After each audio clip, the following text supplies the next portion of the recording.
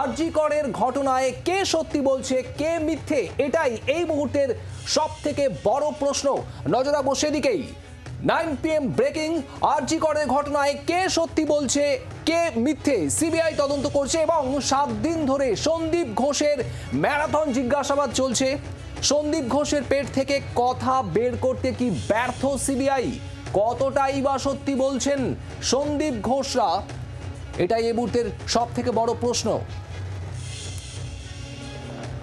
এবং আরজি করের প্রাক্তন অধ্যক্ষের পলিগ্রাফ টেস্ট করতে হচ্ছে সিবিআইকে, আর এখানেই এই প্রশ্নগুলো উঠছে। তাহলে এতদিন ধরে, অর্থাৎ 7 দিন ধরে যে লাগাতার যেটা করা হলো, ম্যারাথন জিজ্ঞাসাবাদ হলো, সেই জিজ্ঞাসাবাদে তাহলে কিছুই কি বের করতে পারলো না সন্দীপ ঘোষের কাছ থেকে সিবিআই? 7 দিন ধরে সন্দীপ ঘোষের এই ম্যারাথন জিজ্ঞাসাবাদের নিট ফল তাহলে কি, যে যেখানে পলিগ্রাফ টেস্ট করাতে হচ্ছে?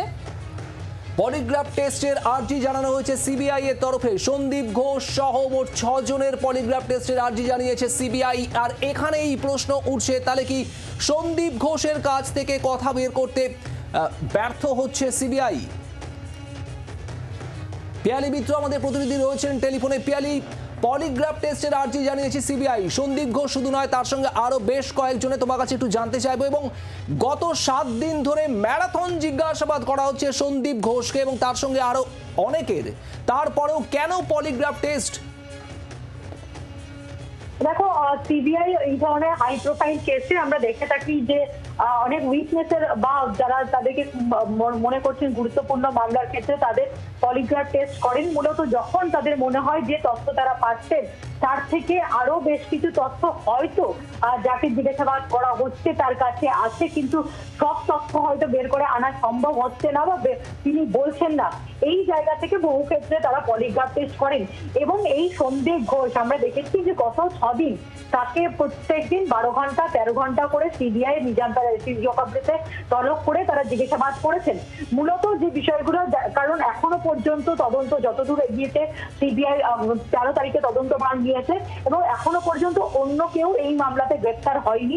যেটুকুনি ইন্ডিকেট পাওয়া যাচ্ছে এখনো পর্যন্ত সিবিআই যে তদন্ত উঠে আসছে তাতেও একজনই অভিযুক্ত মূল যে ঘটনা অর্থাৎ খুন এবং ধর্ষণের ঘটনার সঙ্গে যুক্ত বলেই মোটামুটি সিবিআই তদন্তকারীরা অফিসারদের এগোচ্ছে তদন্ত। কিন্তু এর পেছনে আর কোন রকম কারোর কনস্পিরেসি, কোনোভাবে তথ্য প্রমাণ লোপাট বা এই ঘটনার সময় যারা ছিল, ঘটনার আগে, বিশেষ করে ঘটনার সময় নয় ঘটনার আগে যে 4 জন ডাক্তার, তারা কোন রকম ভাবে কোন রকম তথ্য গোপন করছেন কিনা এই ব্যাপারটা তদন্তকারী অফিসাররা তাদের এই হাই প্রোফাইল কেসে সম্পূর্ণভাবে নিশ্চিত হতে চাইছেন। এবং কোথাও কোথাও তাদের হয়তো মনে হচ্ছে, তারা মনে করছেন যে পলিগ্রাফ টেস্ট হলে সম্পূর্ণ সত্যটা উদ্ঘাটন করা যেতে পারে।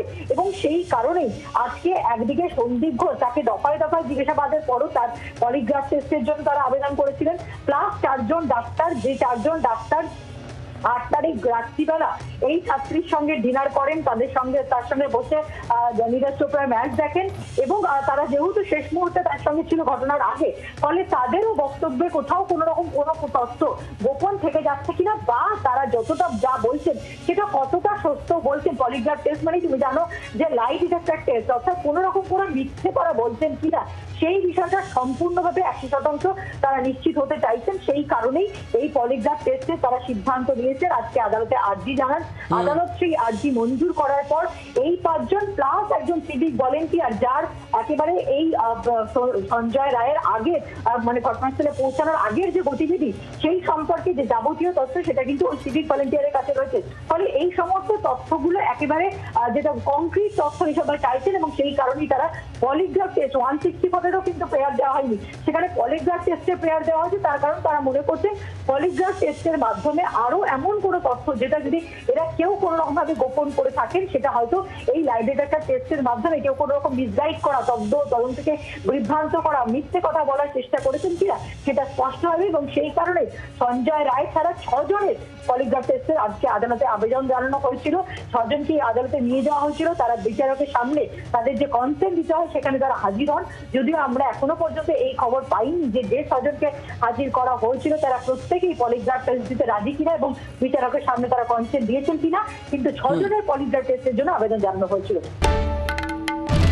বাংলার আওয়াজ, বাঙালির আবেগ, জি 24 ঘন্টা।